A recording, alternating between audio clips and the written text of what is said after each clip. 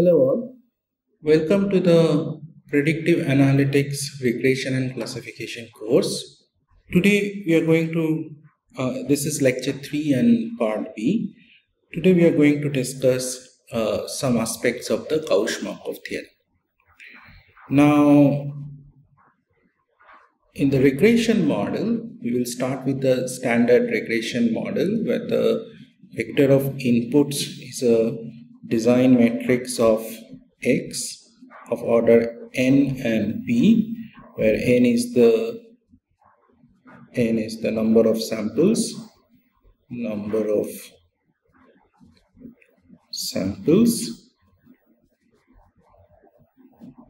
and p is number of predictors.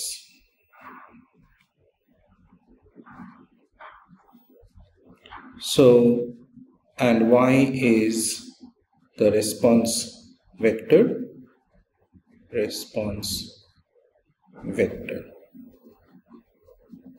Okay.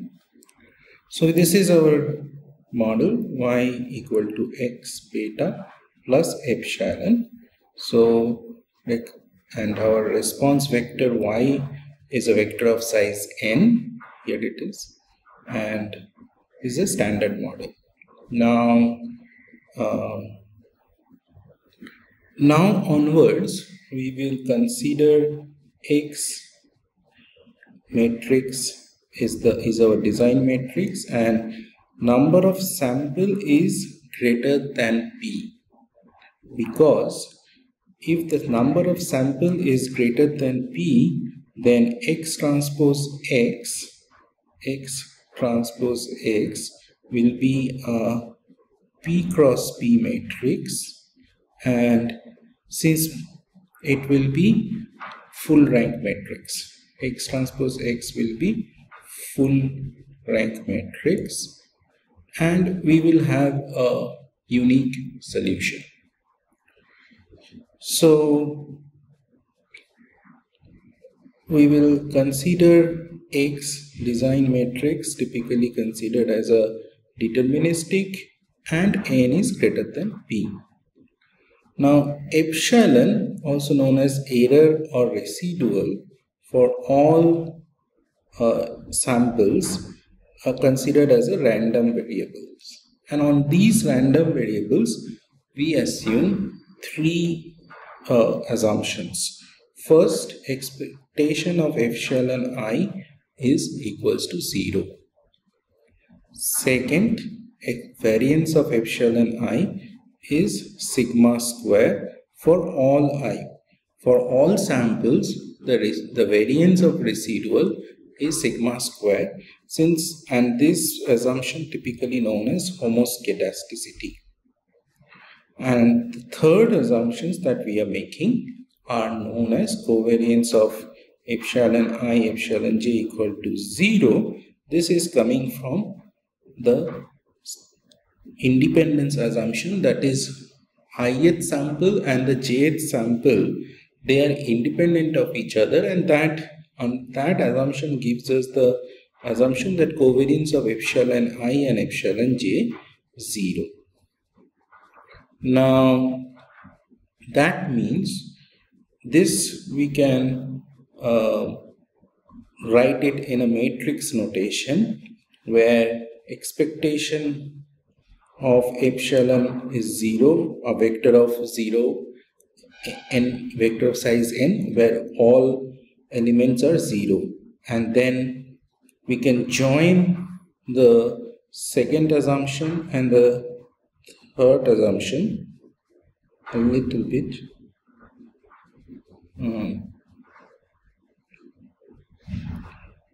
We can join this second and third assumption, and then we can make this assumption as with the matrix notation. It will be covariance of epsilon is sigma square by in. So that means it's a diagonal matrix whose, so basically capital sigma will be all sigma square, all the diagonal elements are sigma square, and all the off diagonal elements are all 0. Okay.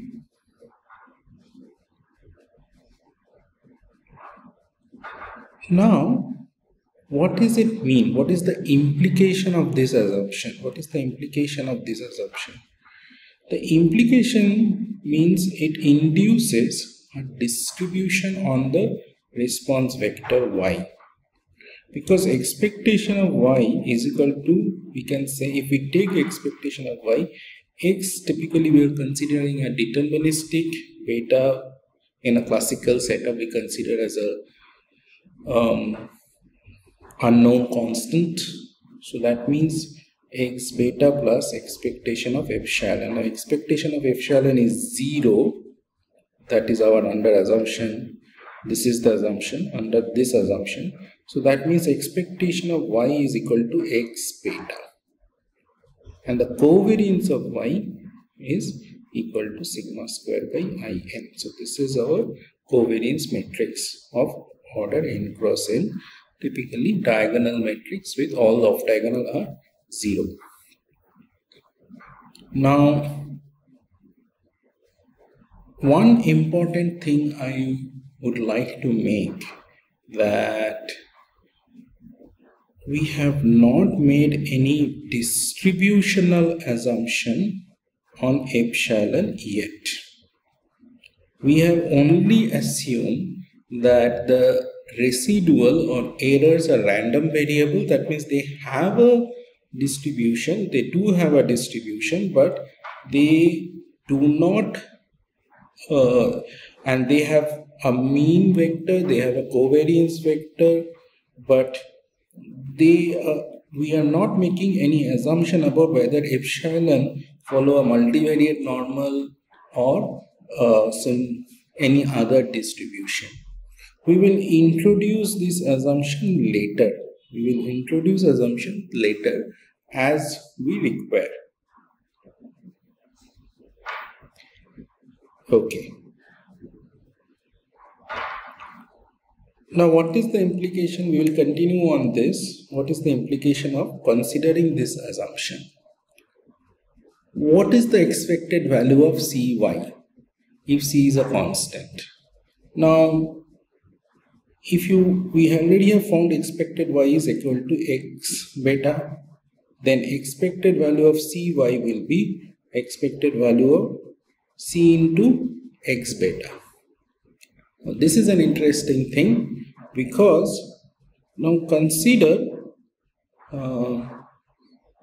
ordinary least square estimator, OLS estimator of beta. So this is our OLS estimator of beta, correct? This is our OLS estimator of beta. Now, what is, if you see x transpose x inverse x transpose, this part is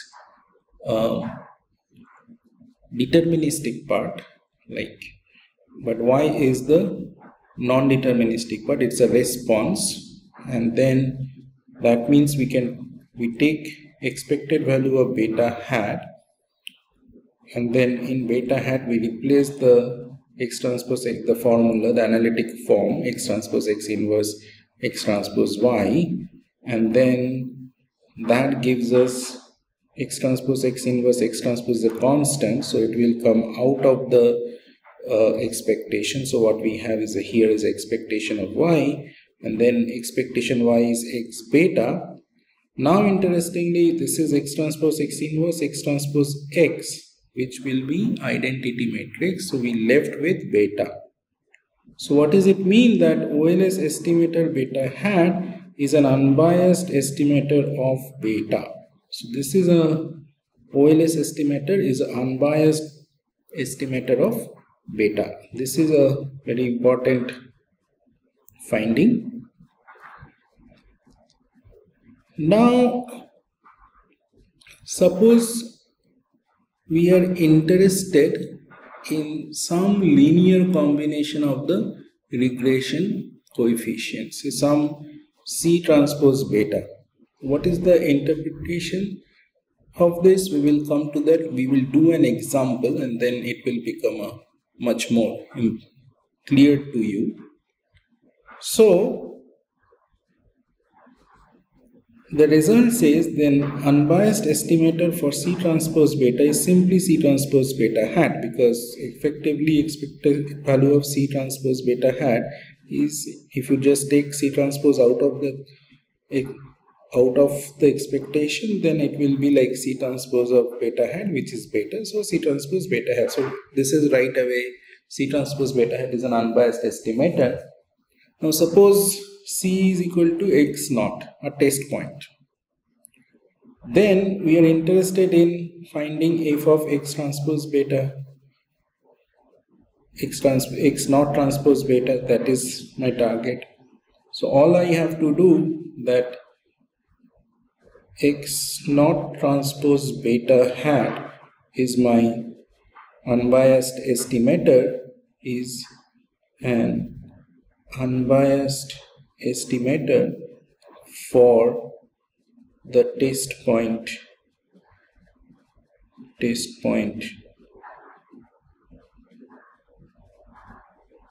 C equal to x naught. So this is an interesting findings that we got. Now another example we will do, that suppose there are 4 treatments: treatment 1, treatment 2, treatment 3 and treatment 4.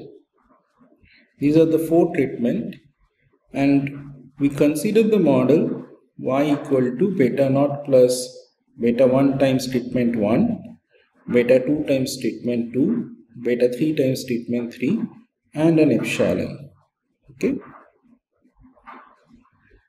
Now our regression coefficient beta equal to beta naught plus beta 1, beta 2, beta 3. This is the regression coefficient. Now what is treatment 1? So what we have done, as usual, as discussed last time, this is one hot encoding. So if I need to figure out what would be the expected value of y when it is treatment 1, what I will do, I will put in this case treatment equal to 1 and here I will put zeros. Now if I need to calculate what would be the expected value of y if I am looking for treatment 2, then what I will do, I will make this one as 0, and for treatment 2 I will make treatment 2 as treatment 1. And treatment 3 will be 0. So the model will be, so the solution will be beta naught plus beta 2. And in this case, it will be beta naught plus beta 1. Now if you are interested in expected value of y when, if it is treatment 3, then same way I will take treatment 3 as 1 and take treatment 1 as 1 and 2 as 0, and I will make treatment 3 as 1, and that will give me beta naught plus beta 3. Now if I am interested in beta expected value of y when it is treatment 4, then what I have to do, I will put all treatment 1 equal to 0, treatment 2 equal to 0, treatment 3 equal to 0, and intercept on beta naught is itself will give me the expected value or expected level of y if we are in treatment 4. Now suppose we are interested in to measure the difference between treatment 1 and treatment 3. So this is what we are interested in. What is the difference between beta 1 and beta 3? Beta 1 is the measure of difference 1. So basically this is what we want to do, expected value of y given treatment 1 minus expected value of y given treatment 3 Now what is y given treatment 1? Y given treatment 1 is beta naught plus beta 1. Beta naught plus beta 1 minus, what is y given treatment 3? This is beta naught plus beta 3. Beta naught plus beta 3. So what we left with? Beta 1 minus beta 3. So if I am interested in measuring the difference between the expected level for treatment 1 and expected level for treatment 3, then basically the difference between beta 1 and beta 3 is good enough. If I just measure the difference between beta 1 and beta 3, that would be good enough. So for that, what we will do, we will simply consider C to be 0, 1, 0, minus 1. You see, if you take C transpose beta, and then what you will get? Beta 1 minus beta 3. Now Gauss-Markov theorem tells me that if I take C transpose beta hat, just take the beta OLS estimator beta hat, multiply with this C, or take the dot product of the C with the C and the beta hat. That will be best linear unbiased estimator for the effective difference between treatment 1 and treatment 3. So this will be C transpose beta hat is best linear unbiased estimator for C transpose beta, which is beta 1 minus beta 3 in my case. So there are these kind of very nice things you can do for using Gauss-Markov theorem. Now if you have any other linear estimator, say theta tilde A transpose Y is unbiased estimator for C transpose beta, then you can show expected value of A transpose Y is equal to C transpose beta, and variance of C transpose beta hat is less than equal to variance of A transpose Y. So this is what typically called the Gauss-Markov theorem. So that means essentially OLS estimate of the parameter beta is the smallest variance, among the linear unbiased estimates. So this is the main crux of the Gauss-Markov theorem, and that makes our life very simple. All you have to do that, if I need a good, so if I am interested in finding an estimator for C transpose beta, which turns out to be very useful functional form, and then what all I have to do, I have to just find a OLS estimator and then multiply the OLS estimator beta hat with C transpose. That will ensure that this will be best linear unbiased estimator for my target functional form C transpose beta. Now what is it? There are certain things to note here.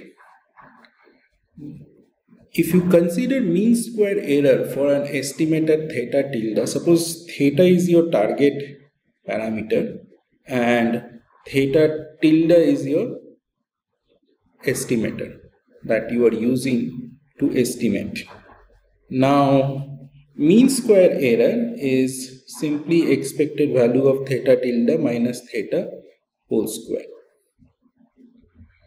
So you can write this as variance of theta tilde plus expected value of theta tilde minus theta whole square, which is a bias. Now, so basically variance plus bias square.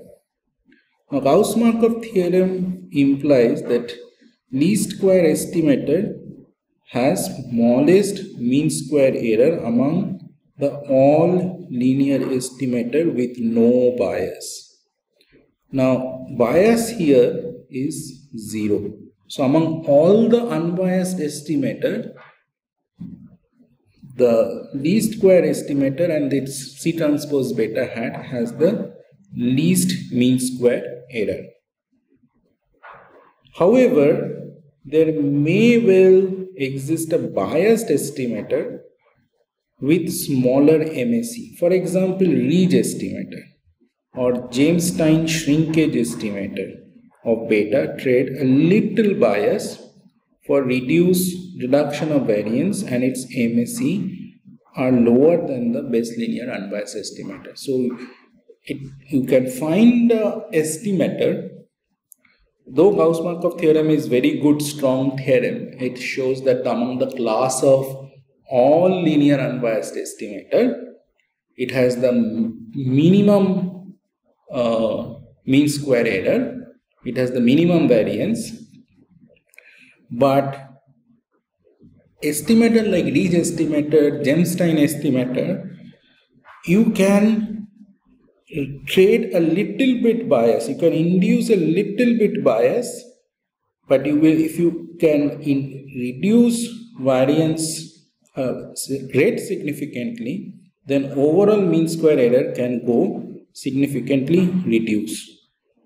And in that case, what will happen, that mean square error is even lower than the best linear mean square error of the best linear unbiased estimator.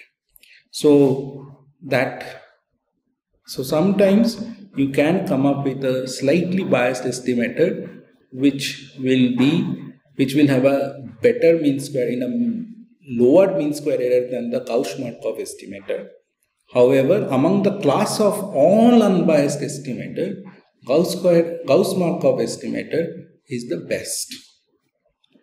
So we will stop now. Thank you very much. Let's join to the next video.